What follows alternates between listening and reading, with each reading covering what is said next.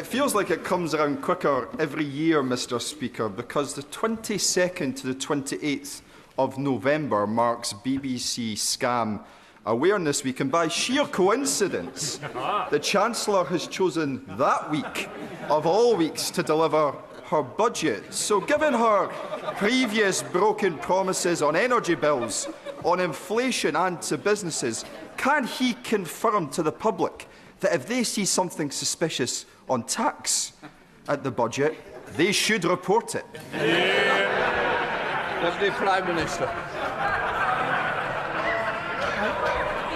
I usually look forward to the bombast that the honourable gentleman brings to the chamber, but as usual, the SNP will say anything to distract from their appalling record.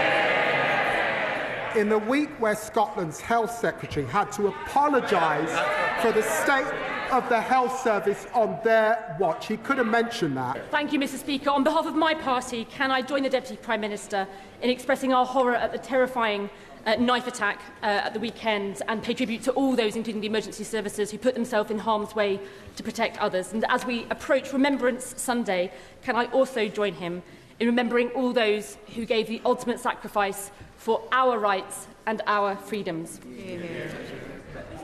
Those rights and freedoms are now under threat in a way that we have not seen since the Second World War. Putin is waging war on our continent and interfering in democracies across Europe. The Chinese government is waging espionage against this House, and Elon Musk is inciting violence on our streets. To date, the government has failed to heed our calls for a new inquiry into Russian meddling, failed to place China on the enhanced tier of country threats, and failed to launch an MI5 investigation into the threat posed by Elon Musk. So can I ask the Deputy Prime Minister, what will it take for the government to act and protect our democracy? Yeah. Deputy Prime Minister. Well, I'm very grateful to the honourable lady. Can I just remind her, as Foreign Secretary, I stood at this dispatch box and I spoke to the China audit that we said we would do in coming into government, and we did that. I did it on the same day that we published our national security strategy, and of course my defence colleague has also published the Strategic Defence Review. She looks across all three of those documents.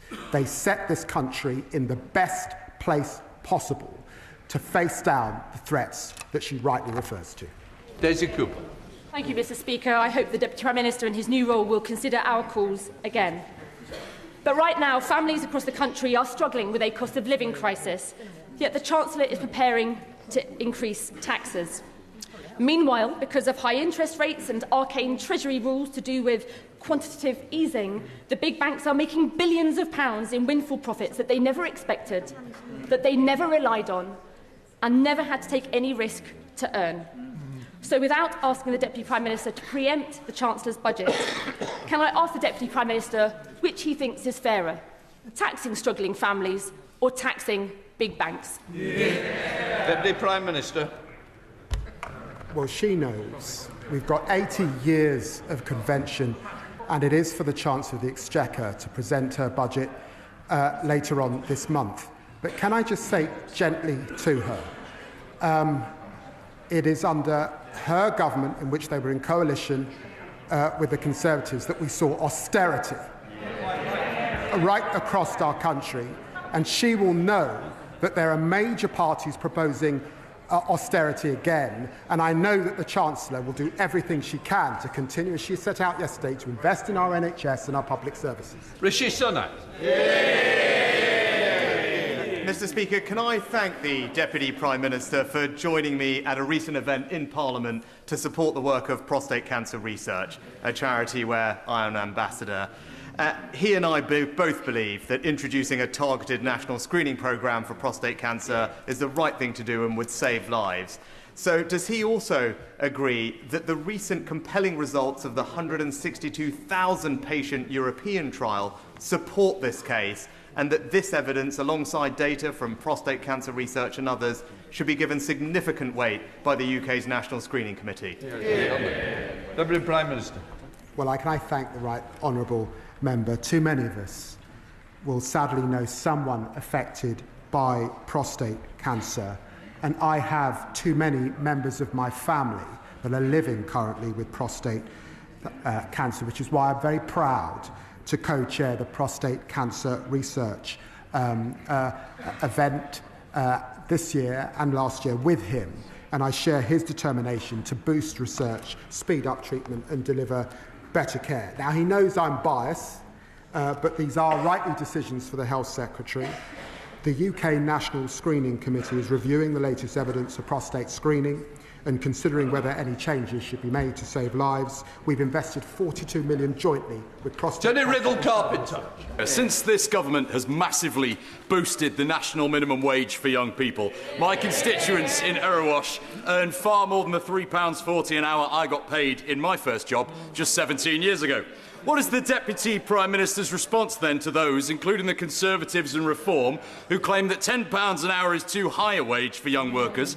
And does he happen to know whether any of the Reform leaders' dozen extra jobs pay him less than £10 an hour?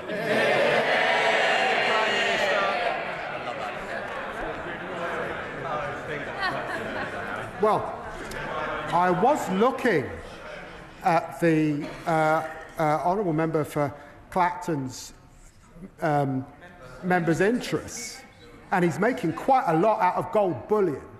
You've got to ask, why does he want to cut the minimum wage for people who are not making even 1% of what he is? The Labour Party's on the side of young people, boosting their wages and delivering the youth guarantee to help everyone realise their potential. And I hope young people recognise what the two other parties want on their record. These are extremely serious crimes that we are talking about. I'm going to ask him the question again.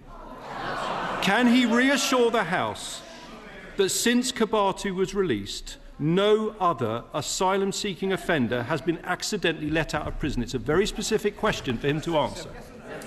Deputy Prime Minister. After his release, I put in place the toughest checks we've ever had in the prison system.